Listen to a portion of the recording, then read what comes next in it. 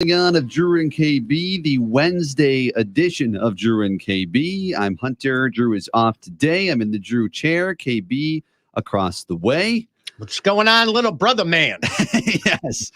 And Fight Bomb producing and playing the metal bumps as you hear them in and out today.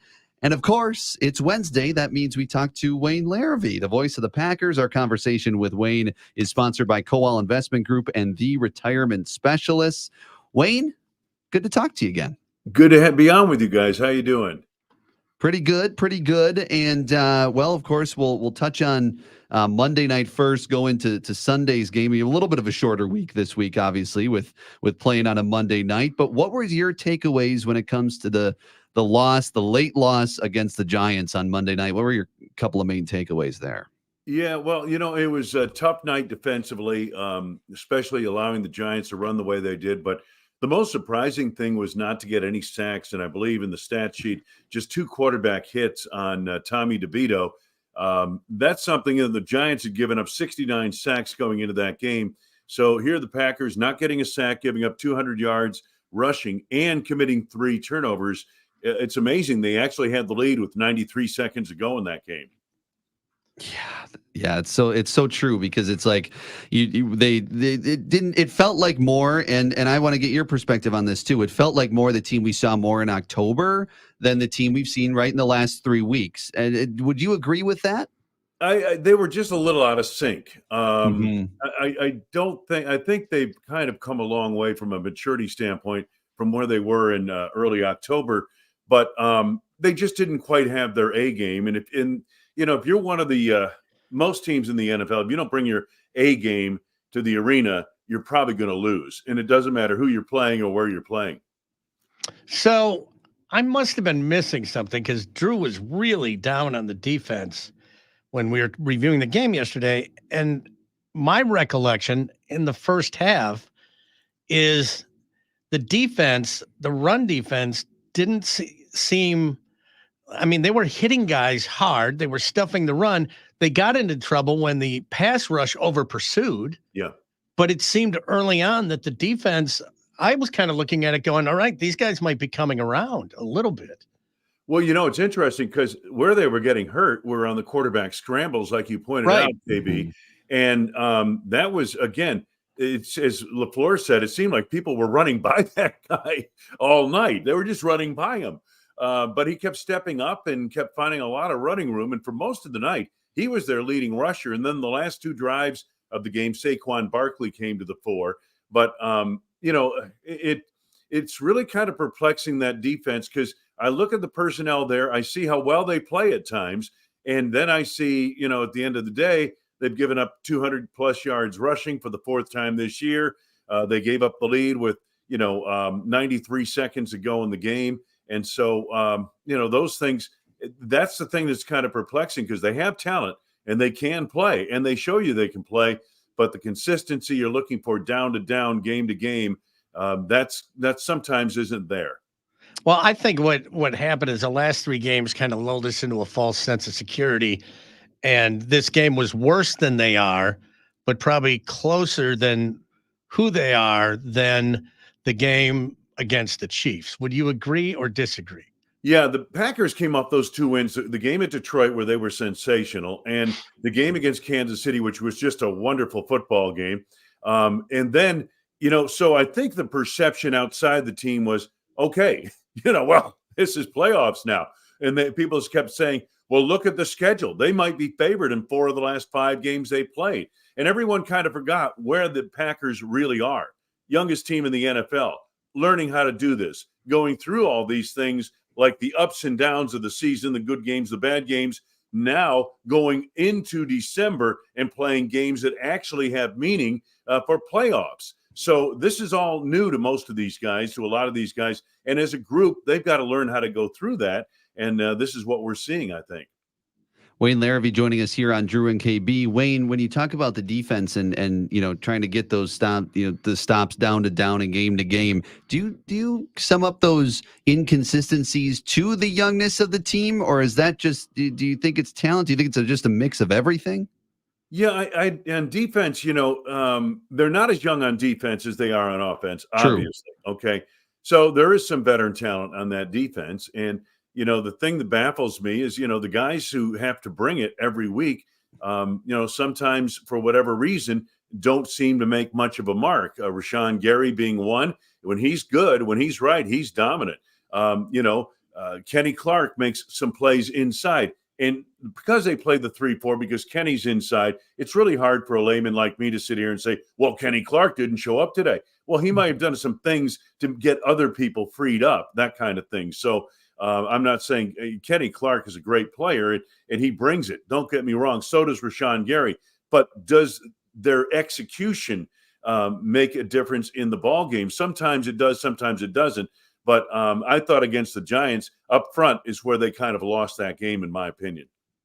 Sure, and that definitely, and like you said, the sack part of that and not being able to get home on Tommy DeVito was probably the most surprising part of that as well. So we switch gears to this weekend, Sunday's game against the Tampa Bay Buccaneers.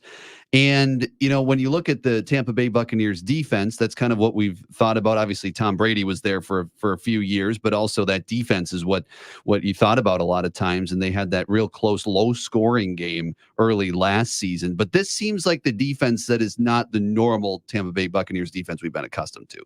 Yeah, from a performance standpoint, you're right. But there's a note in the Tampa media guide that 8 of the 11 starters from that defense are still playing and playing for Tampa Bay. So they are capable defensively. There's no question about that. They do have good personnel. Now, they've been going through some injuries because some of these guys who played on that Super Bowl team 3 years ago are getting a little bit older and they're getting banged up. But nonetheless, this is still a good team defensively. This is a much better, in my opinion, a better team than the New York Giants in all regards, defense, special teams, and I think even on offense, where you've got 2 great receivers. You've got a veteran quarterback now in Baker Mayfield, who's playing pretty well. He's playing all right. And then Rashad White, young running back, who's making some good yards on the ground. This is a tough team. The offensive line isn't quite what it's been up to. It's not up to the level it was during the Super Bowl run for Tampa, but the defense is still good. And, you look at that offense, different quarterback, obviously, but boy, those receivers are dangerous. So what is your crystal ball saying about the rest of the season? Is this potentially a wild card playoff team? If you were to, I don't know, give a percentage, their chances, what would your gut say? I think it's 50-50. I think they've got at least a 50% chance of making the playoffs. But it's probably going to take maybe win 3 out of 4. It might take 3 out of 4 to wins to get it done. Could come in at 2-2, but I think they're going to have to win 3 out of 4. I thought the Giants game is one they had to get in the Meadowlands. I think Tampa's very dangerous. Minnesota on the road is Minnesota on the road. They should win at Carolina, and then they play the Bears at home. And what people up here don't realize is I've watched the Bears the last few weeks, and they are getting so close to putting it together. Yeah, and they boat raced Detroit out of Soldier Field the other day. A boat raced them. And if the Packers had trouble with Tommy DeVito, they could have a lot of trouble with Justin Fields, and they have had trouble with him before. Yep. So I remember the question I was going to ask you, Wayne. Do you think it's possible for Matt LaFleur to put the Jaden Reed end-around run into the game plan more than 6 times? Dear God. My gut would tell me no. It was like, I'm not going to ask you to disclose anything, but as I watched this game, I think the phrase that I used was again. Yeah. That's once, twice a game, maybe. Yeah. They were all over it. But KB, here's the problem they've got. There is no dynamic aspect to the running game without, obviously, Aaron Jones. And by the Aaron Jones, I mean the Showtime Aaron Jones, which we haven't seen since he pulled the hamstring in Chicago. You got it? And that's just the honest to God truth. He's played some games, hasn't been Showtime. That's what they need. That's what they're trying to do with Jaden Reed to give that ground game a little bit of punch. But, unfortunately, I think what's happening on all these jet sweep actions that we're seeing around the league, defenses are getting better at defending those. You know what I mean? And the athletes on the other side of the ball are so fast and quick. A jet sweep is going to get you 30 yards in college. A jet sweep in the NFL anymore isn't going to get you much because of the speed of these athletes and the recognition they have now of that action and when it's coming. So it's tough, but I know that's what Matt wanted to do. That's what he's trying to do. Give that running game a little bit of punch. The tough yards are Dillon. They need somebody to hit a home run in that. And of course, hey, Reed got a home run. He got a 20-yard touchdown on one of those plays. So that was good. But you're right. I think, unfortunately, the Packers running game is lacking a dynamic dimension right now without Showtime. This is true. And like you said, those last, you could see defenses catching on a little bit, especially the Giants. As that game went on, you could see those last two they had bottled up pretty well. That they were planning for that and knew that was coming at some point. And that 2-point conversion, obviously, Matt LaFleur said he wanted to have that one back. But looking at Aaron Jones, you mentioned him, and then Christian Watson and Jair Alexander. When you look at those three, who do you think there? It might be Aaron Jones because we just talked about him. Who do you think is most important that if they were to be back on Sunday against the Buccaneers? I really think Christian Watson, and when you saw in Detroit and against Kansas City, that's the player they drafted in the second round. That's the guy. The only problem he's had is he's had injuries, specifically hamstring injuries in his first 2 years. That's really kind of quieted his production and ability to contribute. But he's the guy. If they can get him back, that would give that passing game and take it to another level. And I think that's most important. Yeah, the dynamic playmaking ability that he has, especially down the field as well. One more question, and then we'll get to learning about Larrivee here in just a moment. 4 games left, as you mentioned. You've got, of course, Buccaneers, Panthers, Vikings, Bears. Of those 4, if they want to make it in the playoffs as 6 or 7 seed here, how many of those 4 do they need to win? I think 3, possibly 2, but I think 3 would get it done. Yeah, that would be the safe route. 2 is a possibility, but they would need some help at that point. Yeah, for sure. Sitting at 6 and 7 there as well. All right, KB, time to learn about Larrivee. All right. I know this is Wayne's favorite part of the week. Now, Wayne, I know that you probably do a lot of celebrity auctions and fundraising, and there's silent auctions and things like that. Quite familiar with, and have done a lot to support local charities. But let's say you're at a celebrity auction or just at a fundraiser. It doesn't have to be celebrity, and you're betting on a silent auction item, and all of a sudden you're trying to drive this price up, and you realize that you just got stuck with a giraffe. How do you hide it from your wife? I don't bring it home. You got to take it. They make you take those things right away. If you win the giraffe, you got to take it with you tonight. Oh, gosh. Well, then I don't go home. Okay, there you go. Just Wayne living with his giraffe. It's like, poor guy. Look at the poor guy. Bid on this giraffe and got it. His wife threw him out of the house. So he's a lonely man, just a man and his giraffe. Exactly. Oh my! What a story that would be. Oh dear God, would it ever? Oh my, that's good. That's good. You got something? I do. Yeah. Okay. So I know you've obviously done a lot of travel with the Packers and the different games you've called over the years. So question is, if you could spend 5 days in any U.S. city and just explore, which city would you choose? Ooh, man. New York City. New York City. There's just so much there. There's so much to see. And 5 days, it would take about 5 days to really go through it. Yeah, I think that's the city. That's true. That's true.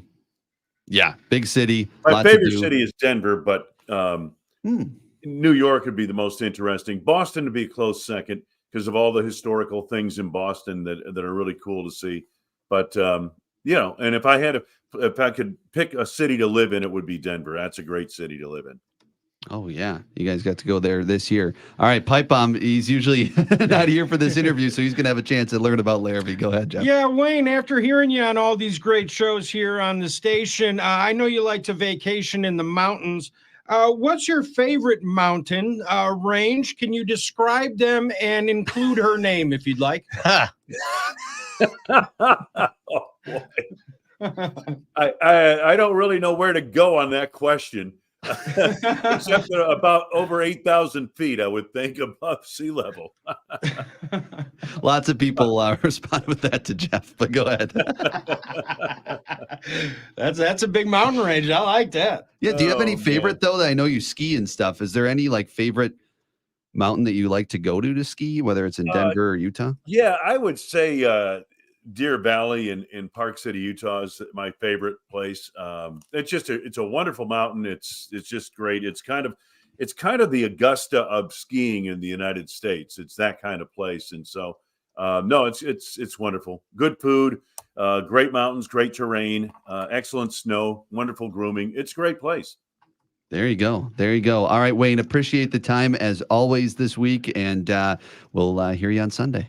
All right. Hopefully, we'll be talking about a win over Tampa, and then figuring out how many wins it's going to take down the stretch to get to the playoffs. That Exactly. would be another, yeah. That'd All be right, guys. wonderful for sure. You have a great week. Thank you. Thanks a lot, Wayne. Thanks so